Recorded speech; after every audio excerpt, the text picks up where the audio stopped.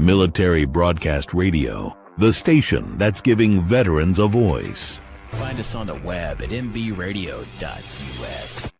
This entire military is one cohesive, dedicated force. And the threats to our nations, they don't sleep. They're watching our every move. Iran, Russia, China, North Korea, ISIS, Al-Qaeda. They may be watching this right now. Our military should not be mistaken for a cable news gabfest show. We don't care what you look like. We don't care who you voted for, who you worship, what you worship, who you love. It doesn't matter if your dad left you millions when he died or if you knew who your father was. We have been honed into a machine of lethal moving parts that you would be wise to avoid if you know what's good for you. We will not be intimidated. We will not back down.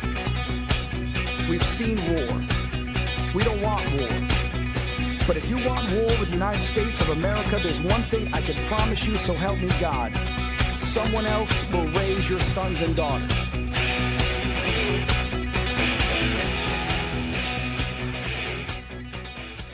Opinions expressed in this program are those of the speakers and do not necessarily reflect the views or positions of any entities they represent. Find us on the web at mbradio.us. Military Broadcast Radio, the station that's giving veterans a voice. Find us on the web at mbradio.us. Opinions expressed in this program are those of the speakers and do not necessarily reflect the views or positions of any entities they represent. Find us on the web at mbradio.us. Join Terry with Tracer Rounds every Tuesday at 8 p.m. Eastern to hear interviews with veteran artists, veteran business owners, and businesses that support veterans. Catch us on Roku, Amazon Fire TV, and MB Radio.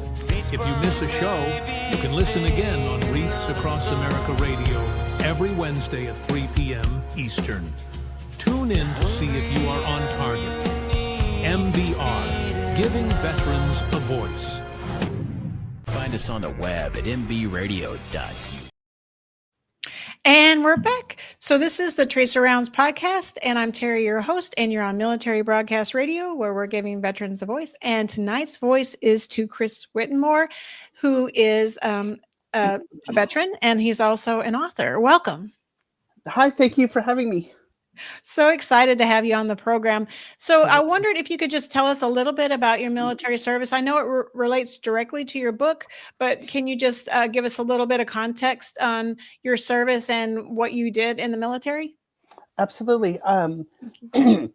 So I ended up retiring, medically retiring out of the Marines after just over 16 and a half years, we'll say. After 6 deployments, things like that, my body had enough and it was time to go. I initially joined way back when we had pagers and things like that back in the 90s, and got lucky and got stationed in Hawaii for that first tour. After that, I met my wife. We moved to Houston, which we're still married to this day. December of this year will make I'm going to get in trouble 27 years together. So thank you. And during my first 4 years, I was in the infantry. When we got back to Houston, it was really hard to find my little niche, being out of the Marines. And I said, I finally ended up joining the Texas State Troopers, where I was a state trooper for about 2 years.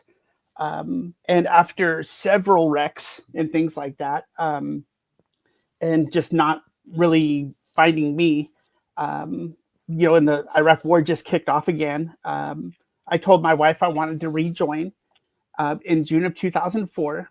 And I made the worst mistake ever and went to the recruiting office and said, I don't care where you send me, what job you give me. I just want back in the Marines and I want to go right now. Train wreck, right from the get-go. The recruiter, of course, had a huge smile on his face. He's like, "I got the perfect place for you." Of course. Yes. And I'm thinking, "Oh, we're going to go back to Hawaii. This is going to be great. You know, my wife will be able to chill on the beach while I'm doing the military thing." And I kind of wanted to go back into the infantry anyway. I had some unfinished business, if you will.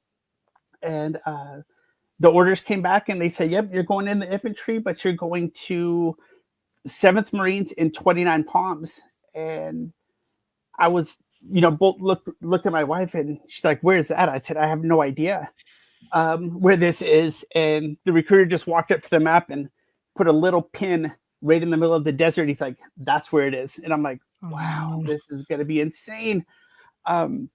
So, June, it was time to go. We loaded up and made the, I don't know, probably 3-day drive out to 29 Palms, where I joined up with a unit that was just coming back from Iraq. And even though I had 4 years, I was the new guy, to the unit. So they were like, that kind of thing. Once everything's, picked back up, I started out with a combined like a CAT team, as they call it, a combined anti-armor team. And I was like, okay, this is fun, but I've already done this. I did this for 4 years. I'm not getting any younger. By this point, 25-ish. And it just so happened that the Scout Sniper team was having an NDOC tryout to join them. And I said, well, okay, that's going to be amazing, because we've all seen the Tom Berenger sniper movies, because that's all realistic, things like that. Right, of course, yeah. And I, jumped at that opportunity, and that definitely ignited a crash course into what I thought I knew about certain things was not even nearly what it was really going to be like.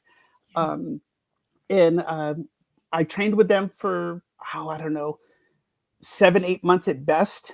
And they told us, hey, in September of 2005, you guys are deploying to Ramadi, Iraq, which, at the time, I was just thinking, well, Iraq is Iraq. We've all seen the news. We've all seen the bombings, kind of what to expect. Right.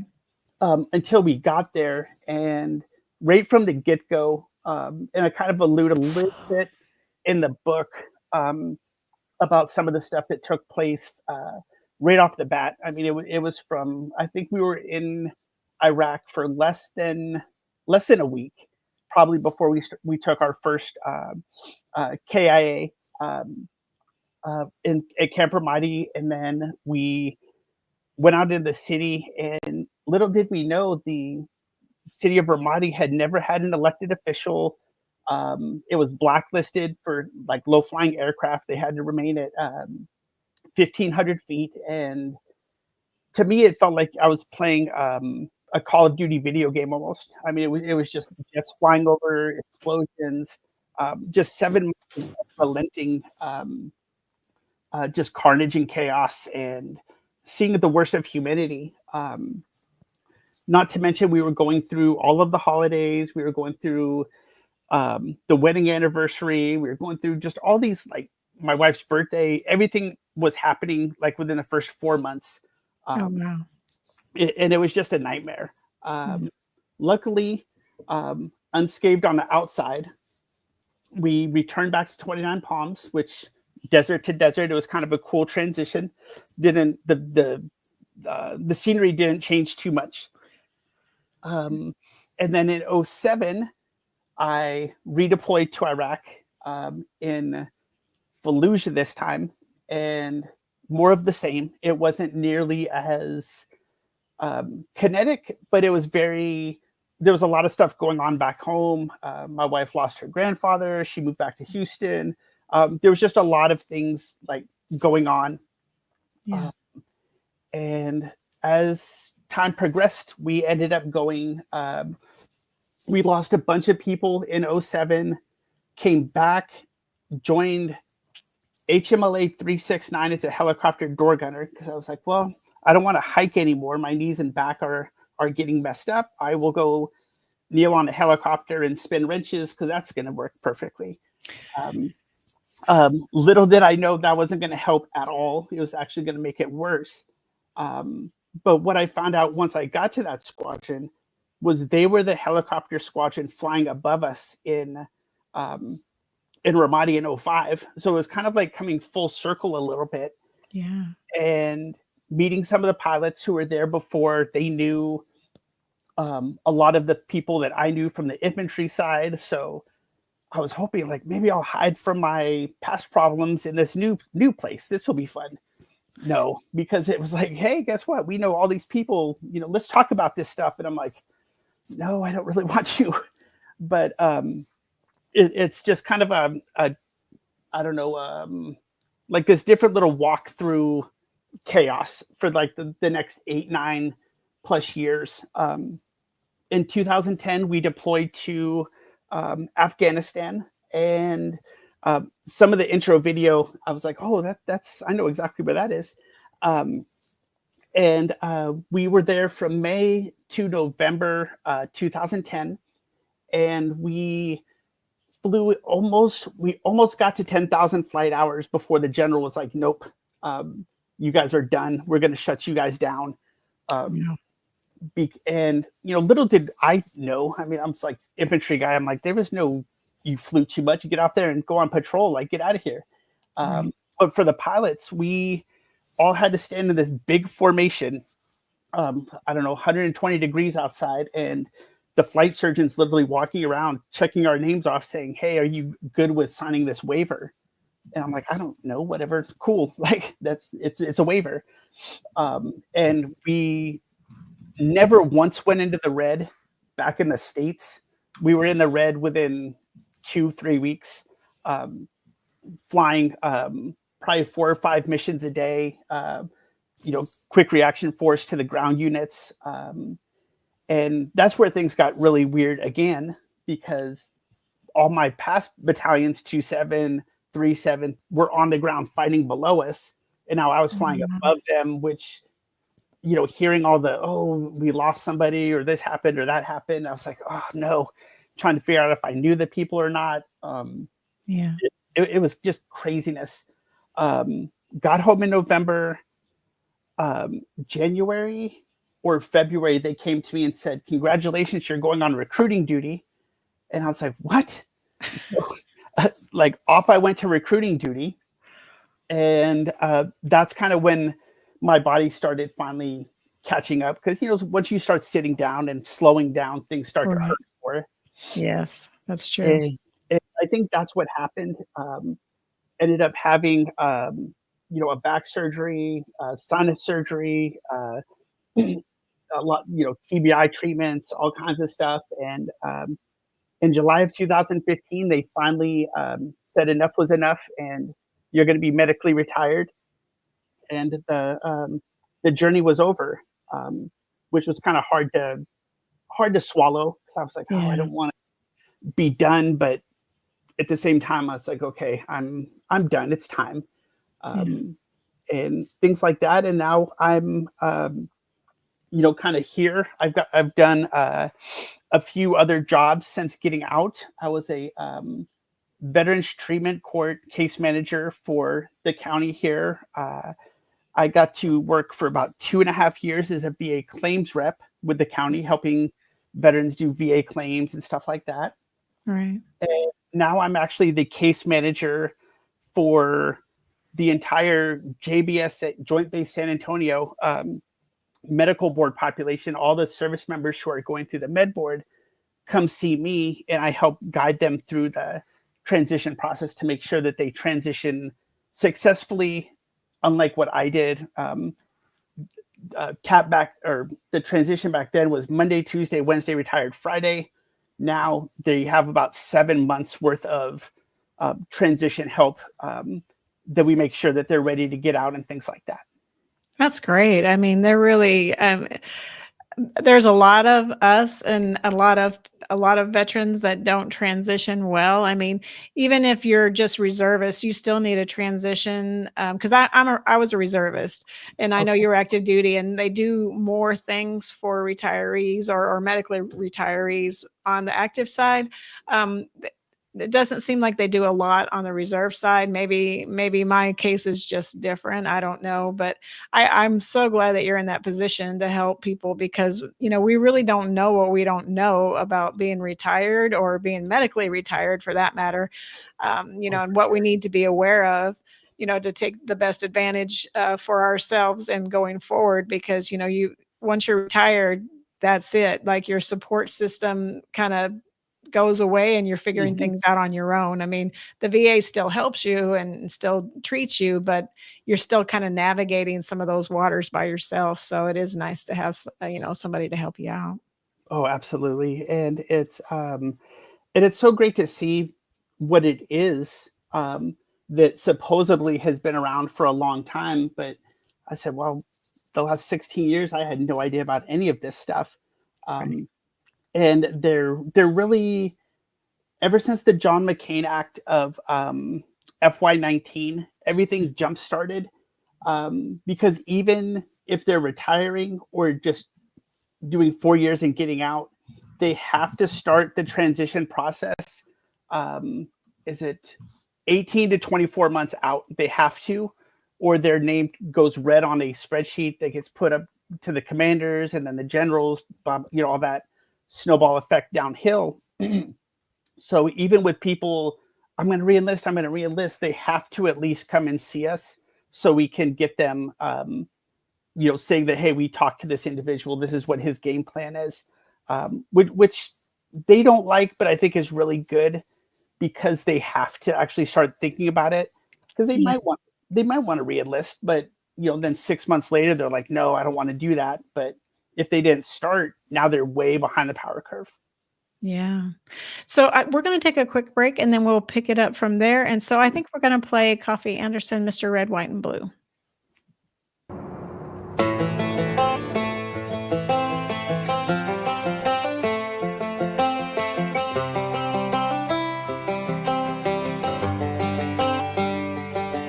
It's the guts and it's the glory, 100 stripes, 100 stories. It's the Pledge of Allegiance on the 4th of July. It's them handwritten letters from home. It's them sleepless nights alone. It's his newborn baby he left with his wife. Mr. Red, White, and Blue, lay down, here's the line. Mr. Red, White, and Blue, for these stars and stripes, hey.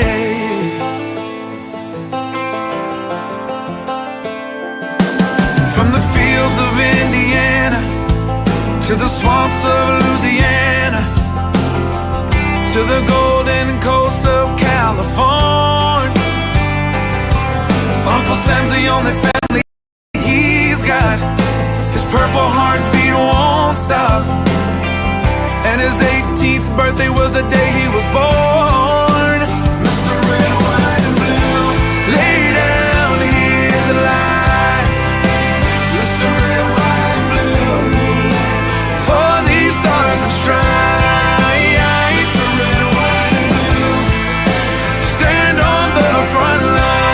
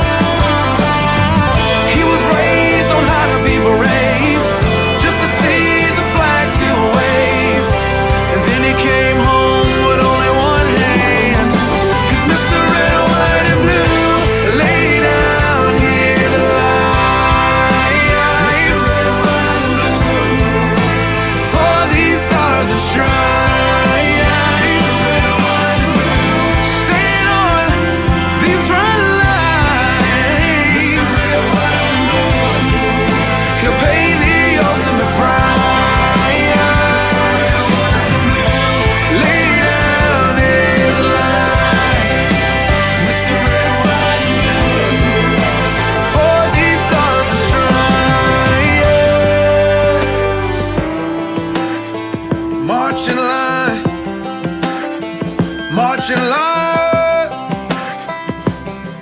Hey. Hey.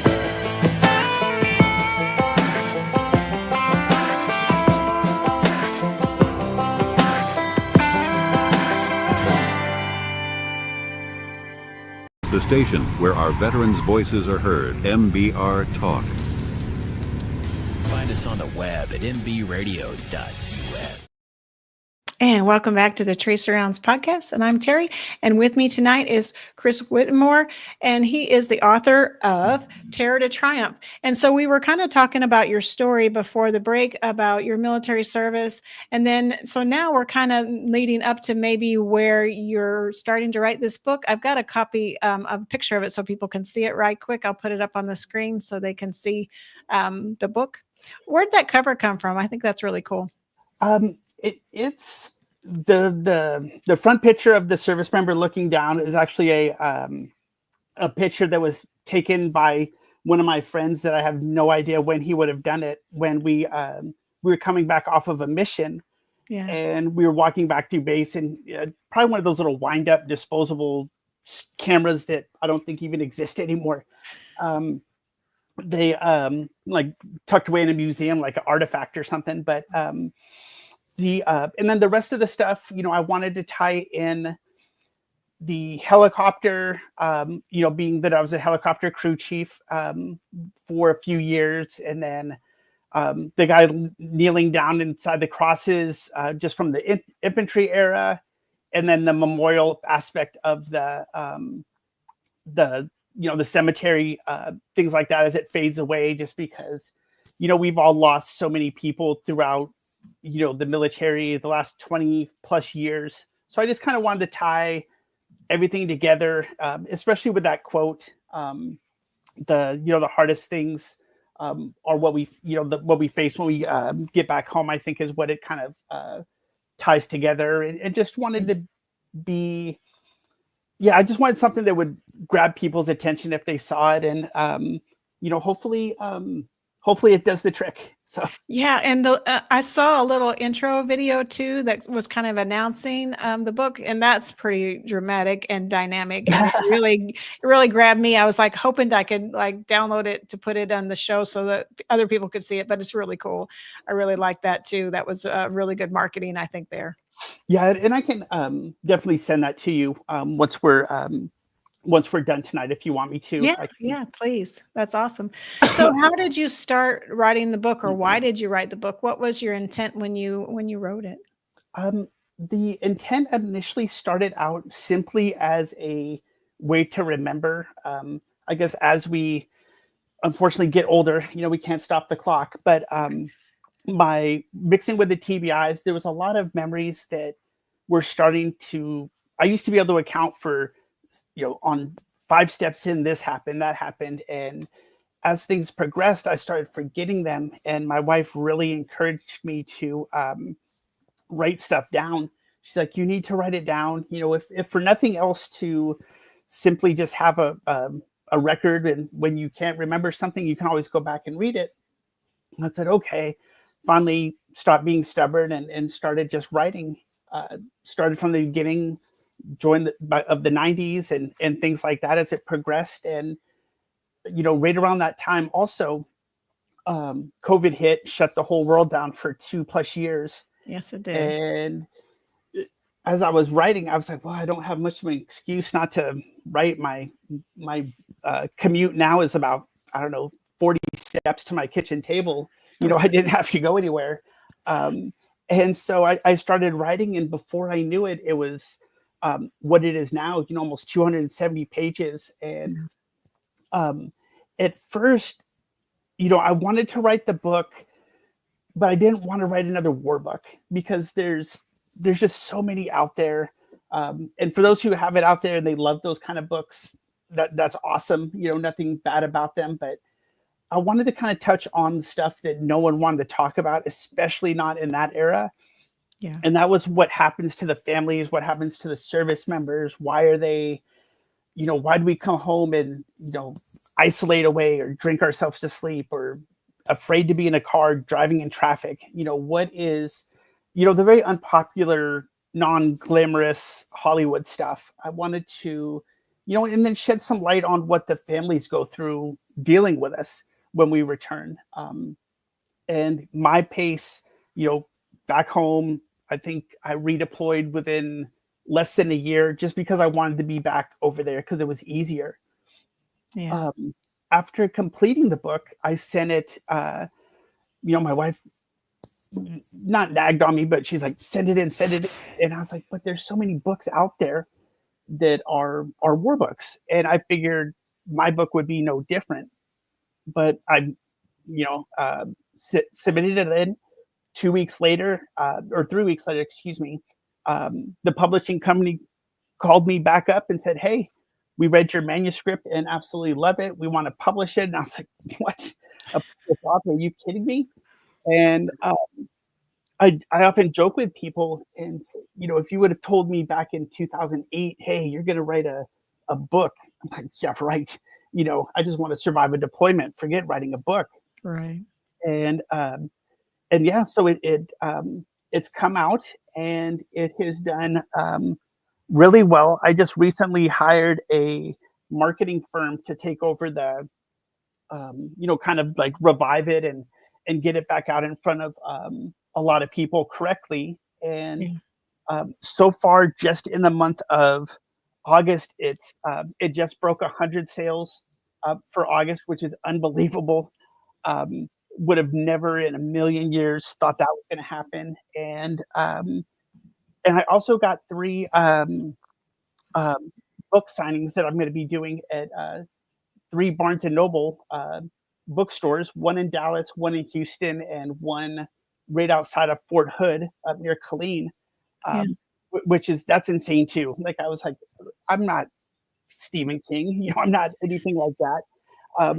Book signings, yeah, right. That's impossible.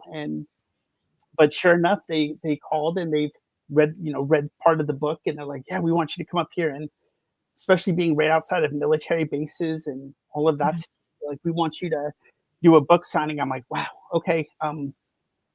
What, things like that. And it's just been a wild ride, and I guess my biggest ambition for the book was to really shine the light into those dark corners of all of our minds. It's like, what, we survived what we survived. It's natural, or it should be natural, that we have some sort of effect from that.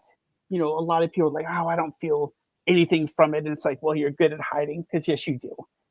Like, you'd be a psychopath if you didn't, Right. And my favorite quote that I put up on all of my, when I start teaching these transition classes is, it's okay to not be okay. And I truly believe that the more people talk about it and, don't frown down on people for seeking help, I think the better off the military, the better off the world will be. It's kind of like, and I ask people who are like, well, I only deployed once, or I only deployed twice, or I went to, wherever. I was on a ship or something like that for 8 months or something like that. And, saw all of this, and people got hurt and things like that, or doctors and nurses seeing trauma daily. Right.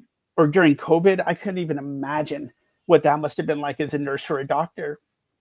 And I often ask them, I'm like, well, what about Oklahoma City? That bombing happened in a day. And the cleanup was expensive, but that was a one-day deal. And then as long as it took for them to clean up, 9/11, how long, all of that chaos. And I'm like, is it okay? And I ask them, it's like, is it okay for them to have trauma and have mental health issues? Like, yeah, of course. I'm like, then why is it not okay for you, who've done 6 deployments and you spent 42 months in a war zone like myself? And why is that not okay? And there's not a whole lot of answers to it, but that's kind of what I wanted to use the book for, is really open up people's eyes and, learn from my mistakes. Don't wait until 16 and a half years into your military career to finally start seeking help, because it's never too late. But I could have done so many different things, I would imagine, if I would have just bucked against the stigma and, took on, who knows, but I'm glad that the book is helping people, and they're, maybe they can relate, and maybe it can pull them out of a dark place. And, if we save one, that's all that matters. Right. Yeah, I agree. I mean, when I joined too, I mean, if you were hurt in any way, you didn't say anything because you got in trouble for saying something. So it wasn't even just, let alone mental health stuff. They didn't want to Yeah. hear any of that. Not at Now all. they ask you about that. Are you having any thoughts of this? Are you having any thoughts of that? Have you had any episodes where you've had a panic attack? I mean, just different things are asking those questions now, and they never did before. Before, if you said you wanted to go to sick call or anything like that, they're like, Yeah. you're fine. Just suck it up. You're fine. Mhm. Just suck it up.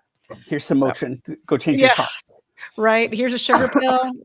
We're going to tell you something else with a sugar pill, and go ahead. You're Yep. going to Yeah. be fine.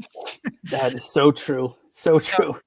so I'm really glad that now, people are able to get help with whatever it is. If it's, mental health help that's needed, or if it's just physical help, because before, you couldn't admit you were hurt. You admit you're hurt, they put you out, and you didn't want to be put out. So you're like, no, I'm good. Yep. And you're not, and you weren't, but you wanted to stay in. So you just did what you could, or did what you had to stay in. Yeah. And it was so, it's so weird the way things were then to the way they are now. Yeah. It's still frowned upon, but I've got guys who come in there that have been in the military almost 30 years, and their medical book is like the size of a manila folder that you might see at a business office. I mean, it's paper thin, and I'm like, oh my goodness. So I urge them. I'm like, you have to go to medical. Like, otherwise you're not going to get a BA rating. You're going to struggle for the rest of your life, and it's time to take care of yourself. And I think that one little piece is so hard for some of these people who've been around for a while, because they're so used to taking care of the 80 plus underneath them. They're like, I'm not taking care of myself, I'm taking care of them. Yeah. And it's an ongoing struggle with those guys. So hopefully, more and more will start, being pushed into going to medical, because it's not, oh, you're going to medical, you're weak. Right. It's, you're going to medical, oh, good, you're taking care of yourself. And that's great to see that it's come such a long way. Yeah. In 05, 06, 07, I guess 04 to 2012-ish, like, don't be the guy, because you're going to go away. You're going to go to another unit. You're going to go to another piece, because there's just no time to deal with it, because you're getting ready for the next deployment. And that's what was so sad back then who knows what could have been different for so many people. I don't know. Right. Yeah. I mean, it is full circle, like you said, because, now they want you to take care of yourself. And before, you're like, no, you're fine. You're fine. Don't worry about it. But now, because I didn't have a lot to do with the VA, but I know that a lot has changed with the VA.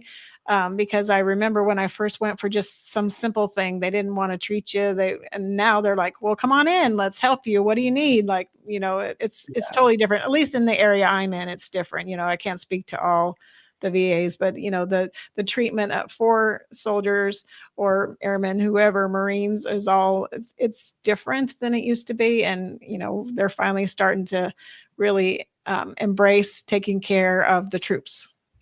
No, absolutely. And as a VA claims person, we used to bring in all sorts, and probably the greatest one that ever came in, and I'll never forget this guy ever. And I only knew him for, I don't know, 3 hours maybe, but he came in. He was an older gentleman, huge smile on his face with his little photo book. And I'm like, okay, like, this will be an interesting one. Like, let's see what this guy brings to the table. And he pulls out this DD-214 that, remember, like, the typewriters, and it's like that little carbon copy. Yes. Like, that was his DD-214. I'm like, I don't want to touch it. This thing's going to disintegrate. And he did 2 tours in Vietnam, 1 tour in Korea during the Korean War. Mm-hmm. And he was 96 doing his first VA claim. Wow. And I'm like, oh my goodness. And I was so excited that I got to help him. Yeah. And we ended up getting him diagnosed and rated for a few conditions. He got rated at 100%, which I'm like, I don't see how you could not get this guy to 100% with everything. But the only reason he wanted to do it was because he wanted to take care of his wife when he passed away. And sadly, about 8 months after his rating got approved, he ended up passing away. And it was just like, oh, but you know, it's such a, I try and encourage so many people to do the claim. It's frustrating. It's a headache. It's bureaucracy. It's documentation. Yeah. But I've even created my own LLC titled after the book, Tear to Triumph LLC. And I ask, you know, people call me all the time and say, hey, I want to submit a claim. How do I do it? What do I need? And stuff like that. And I walk them through that process. And because I want them to not have to get hooked up with some of these agencies that charge 30% of their increase or thousands of dollars to help them. And Right. So I do it. And they ask me all the time, they're like, well, how much do I owe you? And I'm like, you don't owe me anything. Like it was 20 minutes. Like I'm not a doctor or a lawyer. You know, I can spare 20 minutes. And the biggest piece is either they weren't seen in the military for whatever reason, or they haven't been seen since they've been out of the military. And now it's a struggle to do, to correlate. Like, yes, you were in the infantry for 20 years and you've been in construction for 5 years and your back needs to be fused in like 8 places. Well, yeah, that's probably a lot to do with the military. And that's what these agencies are doing, is they're basically buying medical appointments for these guys to go to have this doctor pen whip. Yes, this is service connected. When all they need to do is see their regular doctor, have them put this condition is, in my opinion, is due to service. And that's the end of it. Wow. And then the claim process is super easy and quick. And if anyone ever wants to reach out to me or anything like that, or has questions, I'd be more than happy to communicate with them back and forth, phone call, email, whatever, and, you know, help them get through that process so they're not getting taken advantage of. Wow. Well, thank you. That's a great offer. If anybody needs help, be sure to hit him up. We'll take a quick break and then we'll be right back. We're going to play Joe Muse, American Dream.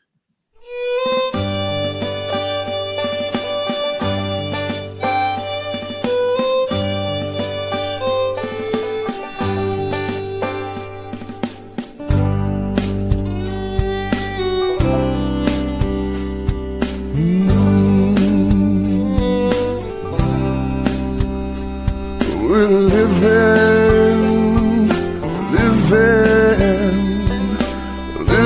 the American dream. I'm the American dream.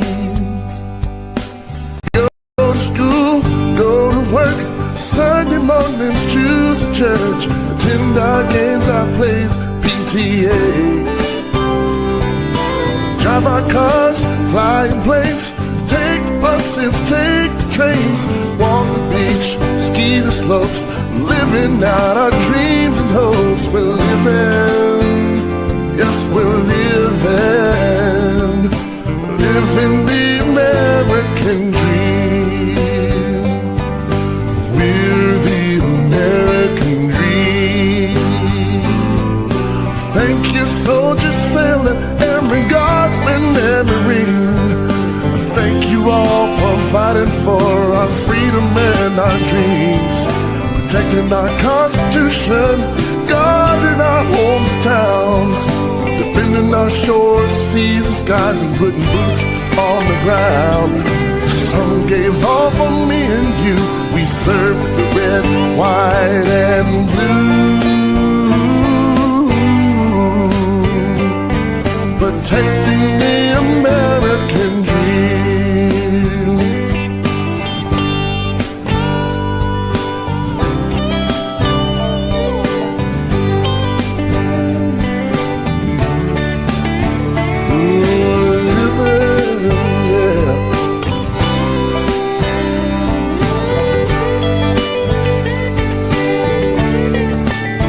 Yeah, we're living, yes, we're living thanks to you. Living the American dream. We're the American dream. The world's become a smaller place. Many creeds and one big race. Staking my claim to the Creator. We have to find a way for each to still be different but live in peace. Till then, we must protect ourselves, 'cause we're living, yes, we're living, living the American dream. I'm the American dream. We're the American dream. The station where our veterans' voices are heard, MBR Talk. Find us on the web at unveils. And welcome back to the podcast, The Tracer Rounds on Military Broadcast Radio, where we're giving veterans a voice. And tonight's voice is to Chris Whittemore, and he is the author of Terror to Triumph. It's a story of his service and about his homecoming. So what's next for you now that you've written this book? What do you have on the horizon? I know you said you've got some book signings, but do you got more books in you, or what are you trying to do? Interesting enough, there is a few more books on the way. There was I came across one of those green little squad leader notebook things, and digging through some boxes, and it was chock full of all these different poems and things like that. So I was like, well, why not? And so I ended up doing a poetry book, and it's also out on Amazon. It's called Echoes of Valor, Verses from the Front Lines. And so that's out there. And there's a third book being worked on now. It's kind of a fiction / nonfiction blend, kind of like actual events that took place, but the characters are made up a little bit. And it kind of ties about a young kid growing up in the military lifestyle like I did. My father was in the Navy, and they were always gone, and kind of the struggles that kids face and how you can face adversity and come out the other side okay. And then I just sent a fourth book, believe it or not, to a traditional publisher, a literary agent. And it's going to be Whispers Through the Fog, and it's a fantasy thriller or something like that. So it's it's just been it's wild. I don't know. That's pretty cool.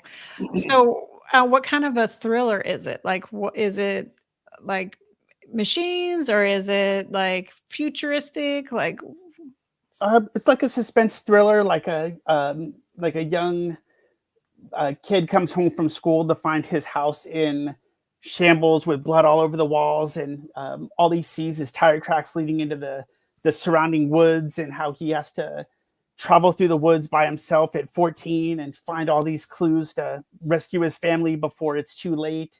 Kind of like a mystery thriller kind of thing. Yeah. But kind of like what we were talking about, though, if someone would have said that this was going to be my reality, I'd be like, you're out of your mind. There's absolutely no way. And it's been a great outlet just to write. And I tell people, find an outlet, whether it's drawing, writing, playing music, whatever it is, find something that you can find joy in, no matter what it is, because it's such a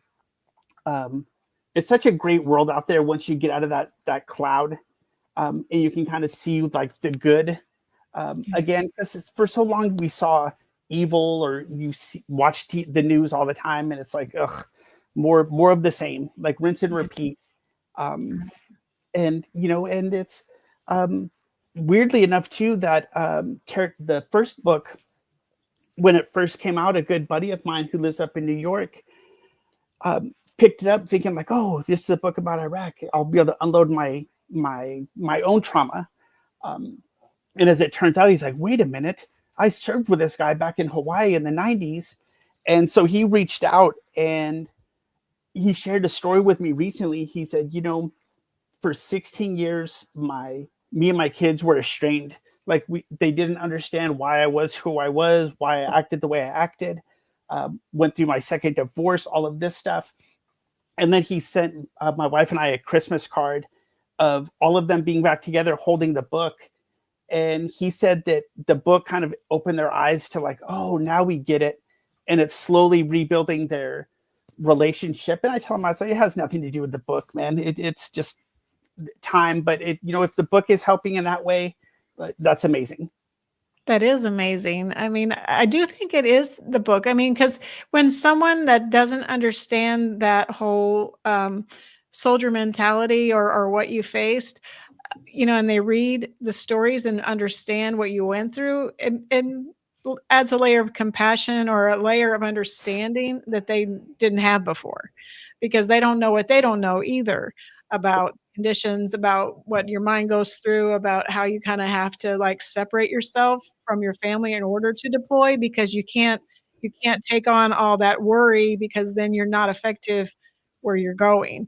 So you kind of like, it's almost like a divorce. You got to separate yourself from your family, even though you don't want to, but that's really what you have to do in order to do your job. Because if you don't do that, then your mind's going to be pulled different ways, and then you're not going to be focused on the mission at hand. So, it really gives a level of understanding to families and to other people that, are part of a soldier or Marine or airman's life, and, kind of gives them something to, go, oh, I understand now. It makes sense.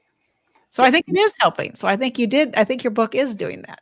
Yeah. And I have such a hard time being, I guess everyone says that like, you're way too humble. And I'm like, I don't know. I'm just really happy that the book was out. And a lot of people have said, I'm so thankful that someone actually wrote this book about this stuff. And I'm thinking to myself, well, why didn't you write it if you wanted this book so bad? But I guess it's I'm just so glad that book is out. I was apprehensive at first because a lot of those stories are my stories. You know what I mean? And very personal. Very personal. And now they're being shared with the masses. And it's great to hear all the success stories. Or it made me think of that place again. And I'm like, I get that. It's not a picture book by any means, but it's hopefully people will give it a chance and pick it up and take the chance and read it. I think they might be surprised finding out that it's not a war book. It's more about like, yes, this is what happened on the deployments, but this is the more important aspect of what happened when we got home. And it's about relationships. Yeah, very much so with anyone, family, friends, that they may have not even realizing it pushed so many people away. And this book might be that push to get them back together. MJ says that's so healing. She has a show on Mondays, the World of Conscious Positive Thinking at 9 a.m. Eastern, 9 a.m. Eastern. And so she talks a lot about, how therapies and what you can do to heal yourself or help others heal. It's basically, like you said, it's doing some kind of hobby, something that really gets your mind focused on something else. And as you work through and process your own emotions around whatever that might be. For sure. And I forgot to mention this, as of today, which I'm so glad it's finally back out and people will leave me alone about this. The Audible version on Audible ACX, whatever it's called now, is officially back up. So anyone who likes the Audible and would rather just listen instead of reading, or maybe they just can't focus on pages or something like that, they are in luck because the Audible version is up. And things like that. So, they don't have to, they can get it on the Kindle e-reader thing. which Yeah. I can't figure out. So I'm not a technology person. So, or paperback, hardback, or Audible. It's all on Amazon, Barnes and Noble, things like that. And yeah. Yeah, I picked mine up on Amazon. But so for the Barnes and Noble, you're going to be in Dallas. So I'm going to try to come see you because I live in the area. Oh, So great. whenever you come up for the signing, I'll try to bring my book and maybe get you to sign it, and then just give you a handshake and a thank you for what you're doing, because not only is your book doing good things, but you personally are doing good things to help veterans kind of heal or just process or just kind of learn the process. Because like we were talking about, not enough veterans or those that are getting ready to retire and either just do basic retirement or medical retirement, because there's a lot that goes along with both. And just having you to kind of guide them through that and just, be a sounding board and be a person of information for them, that's big. For sure. And the one up in Dallas is going to be Prestonwood Center, I think. Yeah. That's where it's going to be, is the Barnes and Noble right there. So yeah, I mean, I would be, completely honored to meet you in person and definitely sign the book Thank you. and things like that. That'd be my pleasure. It would be great to meet anyone else who, wants to come up and even just say hi. I think it would be really great to, have a big crowd or, for sure. So that'd be pretty fun. Yeah. So are you doing one in San Antonio? Because you said you're in that area. Are they having one there for you too? Because I know you said Houston and you said Fort Hood and then Dallas. And I'm hoping that these three go well, and then I can get San Antonio on board, because there's like 3 or 4 of them around the city. Yeah. And I think it would be really neat. I'm just waiting on some flyers to show up with the QR code to take it right to Amazon. And I'm going to try and go around and see if they'll put it up and see if I can get a book signing set up, especially around the holidays coming up and things like that. People still go and buy books. Yes. And things like that. And I think it would be neat to, have I'm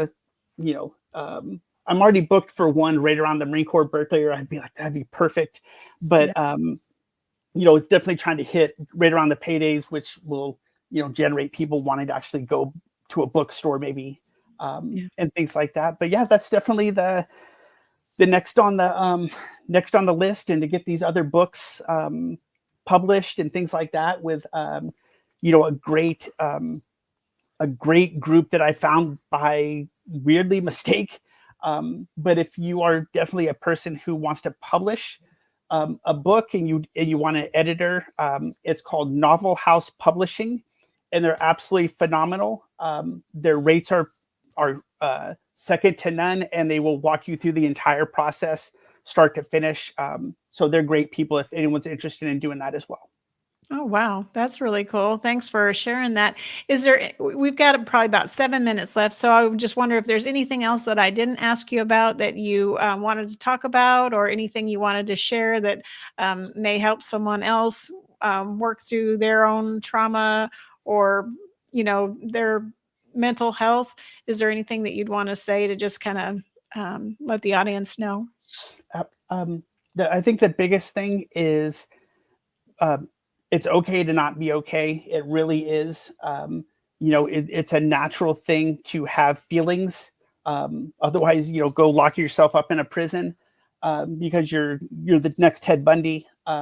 Whatever that trauma might be. And especially if you're a caregiver and you are the medical aid to a service member or a spouse or whatever, you need to remember to take care of yourself, because there's so many caregivers that burn out. They end up, joining the 22 a day, and they're not able to separate themselves, and they still need to find a way to separate themselves. As hard as it is, you've got to take care of yourself. And if you're getting out of the military, please, please, please, please go get seen. Because if it's not in writing, you can be as mad as you want at the VA. You're just not going to get rated for anything because you have to have the evidence. But that's really the big thing is take care of yourself. No one's going to take care of you better than you. It's just one of those weird things. And people in the military think like, oh, I'm the most important cog in the big machine. It's like, yes, you're an important cog, but the military keeps rolling once you're out of the military. It's not going to stop just because you're out. And try and focus on that, and that way you can, you don't feel so bad stepping away and getting seen, and start taking care of yourself. I mean, most of these people are so young. They're coming out of the military after 20 plus years, 18, 28, 30, 42, 43 years old. They've got their whole life ahead of them. Right. But they're barely able to walk, but they don't think anything's wrong with them. They just think, oh, it's because of the years of the military. Well, yeah, but something's clearly wrong. Don't wait like me to have a disc replacement surgery or knee scopes and all this other stuff. Get seen now, and your life will be so much better for it. And you'll be much happier because you'll have your VA claim approved, especially if you deployed to Iraq, anywhere where there's a burn pit. There's a laundry list of conditions on the PACT Act website. And if you have a claimable condition that's diagnosed not by Dr. Google, but by an actual doctor, the VA will not deny that claim because it's presumptive with the burn pits, and it's automatically approved. You just have to have the diagnosis from a doctor of that said condition, and take it from there. Wow, that's good information. So if anybody needs assistance with filing a claim, Chris is your guy. So is there anything, or I was going to ask you another question, but I want to ask this one instead. So from your military service, what is your biggest takeaway? Biggest takeaway from the military is, oh my goodness, definitely, oh man, that is a tough one. I would definitely say overcoming what I did in the military with all the deployments, all of the carnage, all of the heartache and the losing friends, and all of that stuff, and hitting rock bottom multiple times, and then still finding my way to stand myself back up. And I absolutely love that Kofi Anderson Red, White, and Blue song. It's probably one of my favorite. I play it so much. If it was a cassette tape from back in the day, it would probably be worn out and broken by now. But I think it's just stay resilient, just like you people do in the military and outside. No one's going to have perfect days every day, but whatever you need to do, just open up, be like a book. Like my book is out there now. It's my whole life story kind of wrapped up in 200 and something pages. And it's, if I can do it, I can bounce back and things like that. No one else should feel that they can't either. They just may have to find a new way to do the same thing, but there's hope out there, and they just need to find that hope and keep moving forward. I agree. And I think you're pretty resilient to have gone through all you've gone through and come out and write a book and impact so many people in so many ways. And so I want to thank you so much for coming on tonight. I know it was kind of weird. I reached out to you on Instagram, but I was like, I just have to hear this story. I just need to talk to this guy.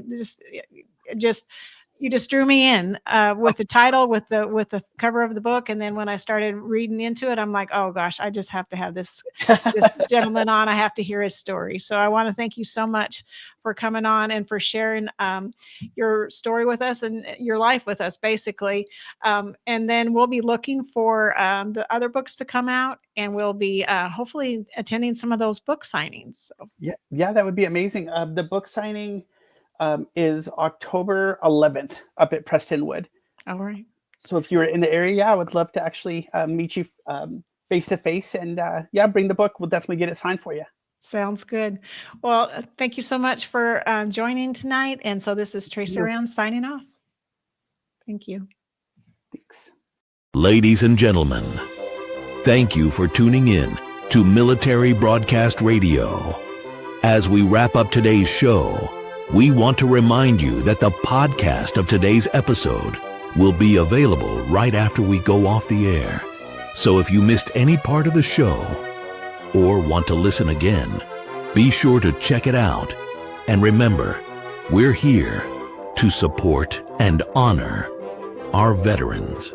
Your stories and experiences matter, and we are committed to giving you a platform to share them. That's right. We're here to give our veterans a voice. So don't forget to catch the podcast and stay connected with us. Giving our veterans a voice.